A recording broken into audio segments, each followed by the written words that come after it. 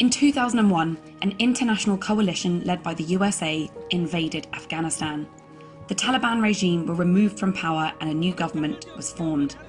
At the height of the conflict that followed, there were more than 130,000 NATO troops on the ground.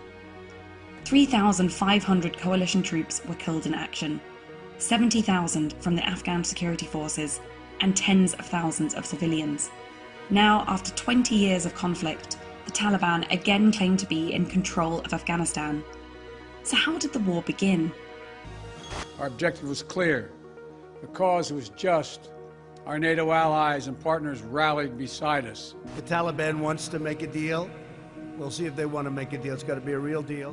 And so we went to war against al-Qaeda to protect our citizens, our friends, and our allies. The search is underway for those who are behind these evil acts. A great people has been moved to defend a great nation. The events of September 11, 2001 shook the world. People watched across the globe as newsreels showed a Boeing 767 crash into the North Tower of the World Trade Center just before 9 a.m. in what initially appeared to be a terrible accident. When a second plane crashed into the South Tower 18 minutes later, it became clear that this was an attack. A third plane crashed into the Pentagon just outside Washington, D.C., and a fourth plane crashed into rural Pennsylvania after the crew and passengers brought down the terrorists on board. 3,000 people were immediately killed in these attacks.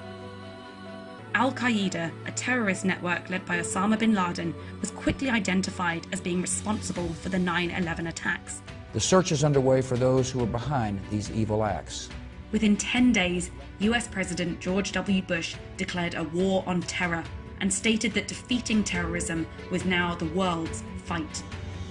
So what link did Al-Qaeda have with Afghanistan? So the leaders of Al-Qaeda have been based in Afghanistan since the 1990s, running training camps there.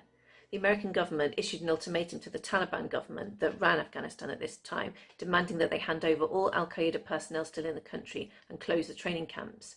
When the Taliban refused, military action seemed increasingly likely. A month after 9/11, the invasion began as America launched airstrikes against Afghanistan. American special forces liaised with and fought alongside anti-Taliban groups known as the Northern Alliance, forcing the Taliban from their strongholds in Mazar-e-Sharif, Kandahar and Kabul. Despite a fierce battle in the Tora Bora Mountains, bin Laden escaped capture and fled across the border into Pakistan. With most of Al-Qaeda driven out of Afghanistan, bin Laden gone and the Taliban regime at an end, it might have seemed that the US had achieved most of its goals. So why did troops stay behind? At the end of 2001, a new transitional government was formed, and to help support it, the International Security Assistance Force, or ISAF, as part of a wider effort to help rebuild the country, the UK ran a Provincial Reconstruction Team, or PRT. America, Germany and New Zealand also operated teams across the country.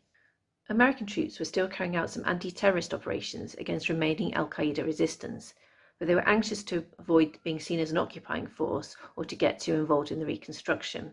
Saddam Hussein and his sons must leave Iraq within 48 hours. The following year, President Bush declared that major combat operations in Afghanistan were at an end, and it was now a period of stability, stabilization, and reconstruction activities. Hopes remained high that this was a positive new beginning for Afghanistan. Efforts at reconstruction continued in Afghanistan, with the UK, Germany, the US, Japan and Italy each taking responsibility for key areas such as policing, disarmament, the Afghan army, the judiciary and counter-narcotics. But progress was slow.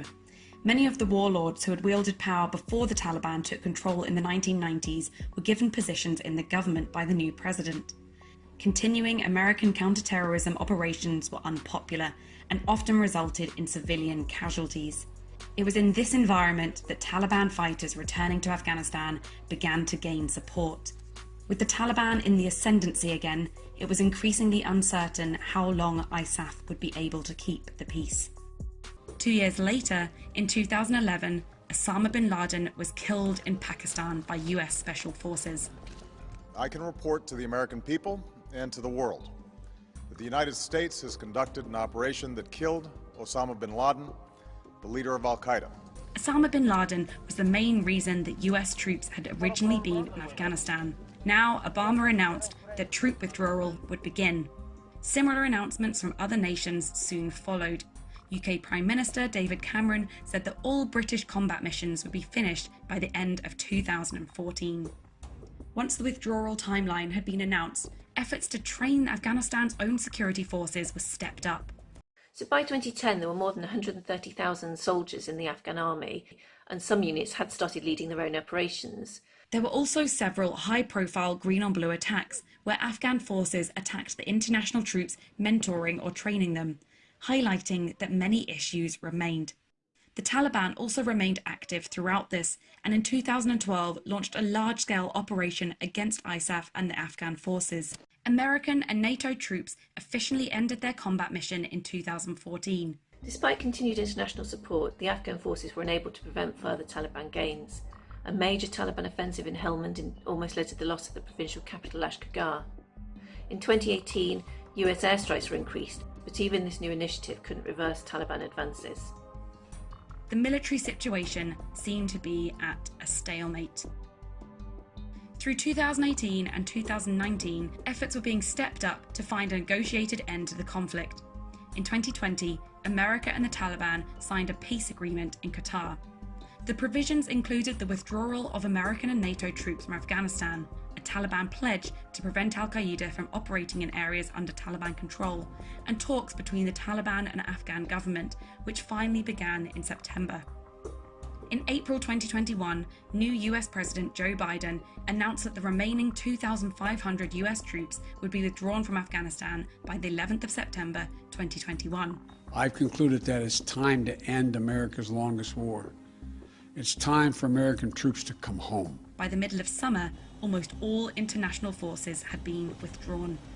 Since then, the Taliban have taken advantage of the withdrawal of international forces, capturing territory in rural areas before moving on to take control of major cities